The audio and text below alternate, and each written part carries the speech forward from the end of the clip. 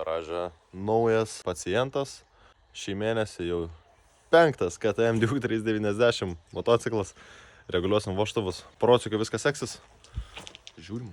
Taigi ką tik nusiardžiau motociklo viršų. Vaizdelis yra toks. Prisitraukiau porą laidelių, kurie šiek tiek trukdo. Tai atsisukinėjom šios 4 varžtus ir žiūrim. Čia tiems, kas nematė, kaip atrodo variklio viršus. Kaime šunys loja, prasimatavau aš visus tarpelius. Vienas vožtuvo tarpelis iš vis netitinka tokio standarto, koks turėtų būti. Turėtų būti tarp 15 ir 20, pas mane 5 vos telpa. Tai dėl to ir motociklas pats šiek tiek netolygiai dirba. Tai žodžiu, ardom ir keičiam tabletės. Realiai dėl tokio dalyko motociklas gali dirbti netvarkingai.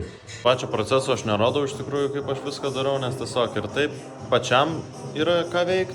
O dar jeigu filmuoti reikėtų, tai iš vis būtų ragas. Viską sudėjau, reikia dajungti fiškas.